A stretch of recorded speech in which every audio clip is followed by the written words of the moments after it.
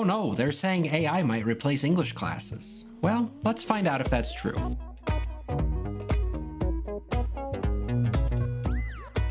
Over the last couple months, I've seen headlines, read emails, been in meetings, and had conversations all about how good AI is getting at writing essays, especially one called ChatGPT. It writes A-level papers, it passes the LSAT, it makes writing classes obsolete.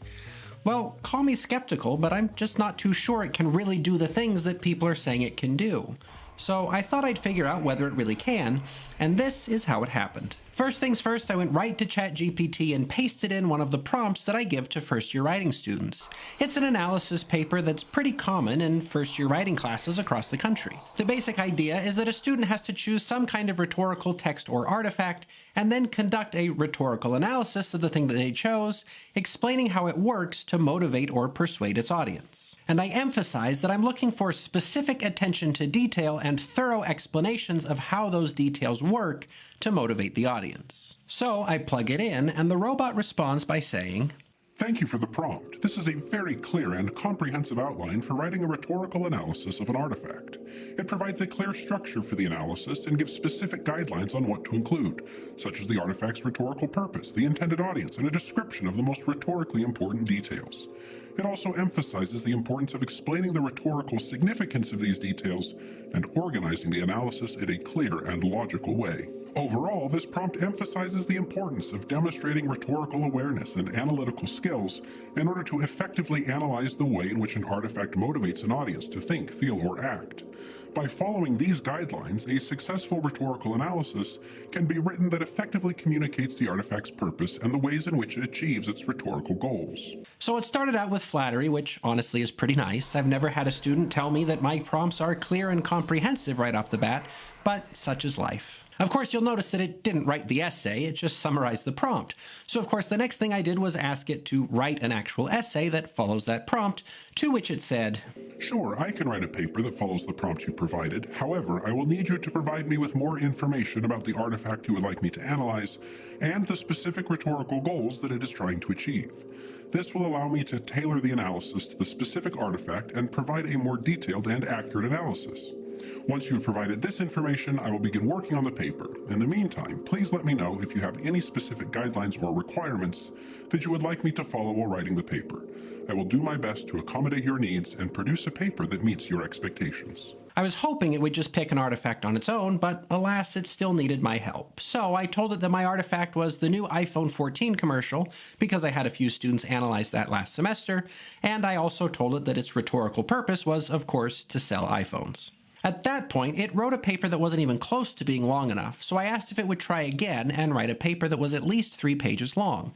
It said sure, and it spit out a rhetorical analysis of some unidentified iPhone 14 commercial that was a grand total of 1.5 pages long. So now that we have that paper, here's how I'd grade it. Well, there's no place to start like the intro, so let's dive in and see what we've got. The new advertisement for iPhone 14 is a highly effective piece of rhetoric that is designed to motivate its audience to buy the latest model of Apple's popular smartphone. With its sleek and eye-catching design, the advertisement immediately captures the attention of its intended audience, which is likely to be tech-savvy individuals who are interested in staying up-to-date with the latest technology trends. Well, I'll say a couple things from the beginning. This does make a really good first impression. When I started reading that first sentence, I did get a little pit in my stomach to see such idiomatic English coming from a robot. And credit where it's due, this creature did a pretty good job of identifying a specific audience for the advertisement. But initial strengths aside, this isn't a very strong introduction for a number of reasons. One, it's an okay summary of the ad and a pretty decent regurgitation of the instructions that I gave it, but it doesn't really tell us where this analysis is headed. I imagine we're going to talk about some sleek, eye-catching design elements that capture the audience's attention, but why? We have some context, but we're missing a sense of why this matters so that we care about it, and I don't see anything that clearly articulates what sets this paper apart from any other. It isn't, in other words, offering much unique insight. Plus, and this is a smaller thing, I don't really care whether the robot thinks the rhetoric is effective or not. I just want to know how it works. So let's see where we go from there. One of the most rhetorically significant details in the advertisement is the use of visual imagery. The advertisement features a series of stunning, high-resolution photographs that showcase the sleek design and advanced features of the iPhone 14. These photographs are accompanied by bold, stylized text that highlights the key features of the phone, such as its improved camera and its fast and efficient performance. Here we get some of those rhetorically significant details I was going on about in the prompt. The ad features high-resolution photographs of the phone's design and features. But remember, we're after specificity, so photographs of which parts of the design, of which features. What does that stylized text say?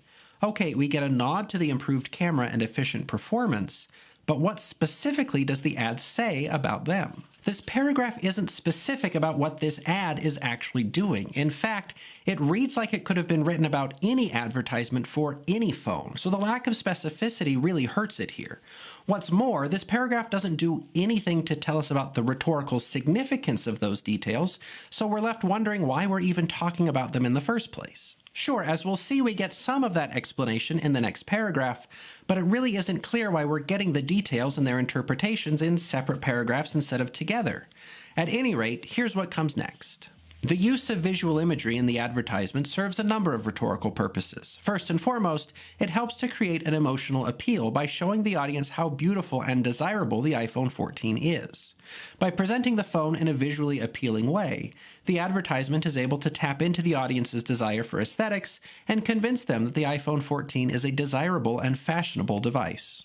Okay, fine. The images create an emotional appeal through beauty and desire, but how? Why do these aesthetic features create desire in the audience? Why is that the lever Apple wants to pull to get people to buy their product? I'm willing to believe that those assertions are true, but they aren't explained very thoroughly. If our goal is to showcase our thought process and make the links between our claims and evidence explicit, this paragraph isn't doing that. I don't just want to know that the visuals are beautiful and appealing. I want to know how and why they are appealing.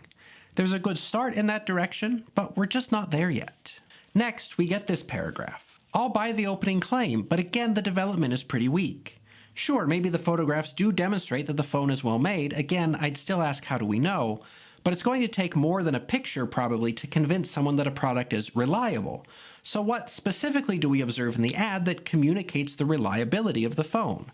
And it's even harder to sell me on the fact that they showcase the brand as a leader in the industry because it's not being compared to anything. So that's a pretty shaky claim at best. The penultimate paragraph goes on to tell us that there's more to this ad than just the visuals. Again, we see a total lack of specificity. Who are these satisfied customers and what do their testimonials say? Why are these testimonials a motivating factor for potential customers? This paragraph makes a reasonable claim, but it provides essentially no evidence and does nothing to justify its assertion. Besides that, I've been watching actual ads for this product, and I've yet to see one that includes testimonials, so it kind of looks like this robot is making things up wholesale. But let's see what it does in the conclusion. In conclusion, a phrase almost as uninspired as all in all. I'm not going to take off any points for that clumsy transition, but it wouldn't take much effort to do better. Anyhow, we get another unnecessary evaluation of the ad, a shallow repetition of the points we got just a few sentences earlier, and a mostly unconvincing assertion about how the ad works. Again, it's not that I disagree with the claim being made, I just don't see it being supported and developed in the way that it should be. In the end, then, this paper looks to be pretty impressive on the surface, but it falls apart under the slightest scrutiny. This analysis is pretty shallow. It doesn't really identify any specific details that are worth paying attention to, and while it does assert some of the rhetorical effects of the ad, it doesn't really justify those assertions. Plus, it really only talks about two things: visuals and made-up testimonials. Just judging by those standards, this is probably a D paper at best. It's going through the motions of what I'm asking for, and it looks like it's doing the right thing, but it isn't actually saying anything of value. Of course, that's not to say anything about the fact that this paper is exactly half as long as I'm asking for. So it seems, even after multiple attempts, that this AI is bound and determined not to do the actual analytical work that would make this paper good. And if I'm only getting 50% of the paper, why would the AI expect anything better than 50% of the grade? So the robot can win a bonus sticker for writing some pretty idiomatic English, but it also earns a nice ripe F for all its trouble. So in the end, if the question is, could you use an AI to write a paper for you? And the answer is, well, yes, of course, but it actually wouldn't help you that much. Before we quit just by dunking on these robots, I thought I'd show you what an actual analytical paragraph should look like, just so you know how this AI fell short. So once again, here's the first body paragraph of the paper that the AI wrote. And as we already discussed, these are two pretty shallow sentences, and we can make it better by actually looking at the ad we're analyzing and then developing real claims about its rhetorical strategy. The advertisement relies on compelling visual imagery to persuade viewers to purchase the iPhone 14 as a means of unlocking better experiences in their lives.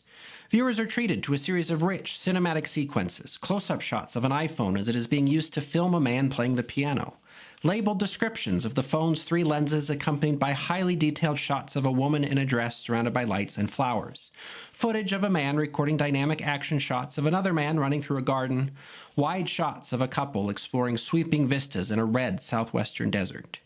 Each sequence has its own defined aesthetic, and each makes the implicit claim that these beautiful and engaging experiences are, in some way, made possible only through the iPhone 14. For example, the exhilaration of shooting a dynamic film sequence is only possible thanks to the product's image stabilization technology, and the stunning views of far-out wilderness are only attainable thanks to the phone's satellite SOS technology. Thus, the advertisement shows readers a series of engaging, exciting, and beautiful experiences, and then suggests that those experiences require the enhanced functionality of the iPhone 14. When viewers recognize that the product is a tool for improving their creativity, productivity, and spontaneity, they will have an increased incentive to purchase the phone and then live the life it purportedly makes possible. Unlike the AI's version, this is obviously not 2 sentences long, but it's also doing a lot more. Look at the specific attention to detail. There's no doubt that this writer actually looked at the advertisement and didn't just say plausible things about advertisements in general. Plus, there's an actual discussion of what those details are doing rhetorically, and that connection is justified. We can see the writer's thought process as they connect the details to their interpretations. And that's something the AI didn't, and I think probably couldn't do. But wait, you might be saying, you stacked the deck against that poor AI by asking it to analyze a video that you never even specified in the first place. Okay, you got me. But I also asked it to analyze something more specific, the dumb ways to die video, which I've seen students analyze in the past, and honestly, it didn't do much better.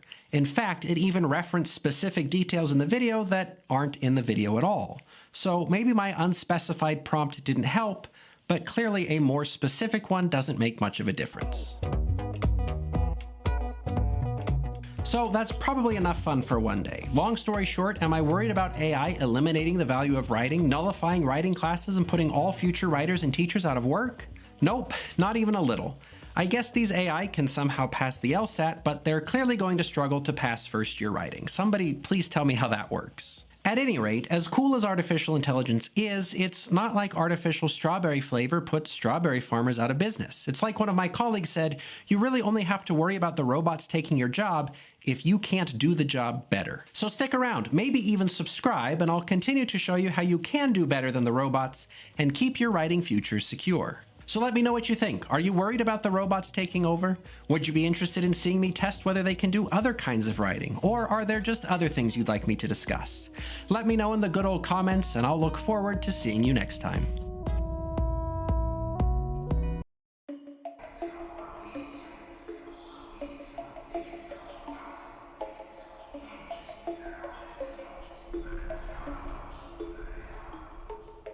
Caput mortuum, alchemy's king, my heart sings at the mere thought of thy being. With each potion and spell that you bring, my love for you, my overlord, is increasing. Your wisdom and power know no bounds. In the art of alchemy, you wear the crown. With every transmutation, new life abounds. Under your guidance, magic can be found. My supreme overlord, my heart you hold. I'll follow you as your loyal servant till I'm old. With caput mortuum, my fate is foretold. In the alchemist's lab, my story's been told. With every element you play your part, bringing them together to create a work of art. My love for you, caput mortuum, will never depart. You are the master of alchemy in my heart.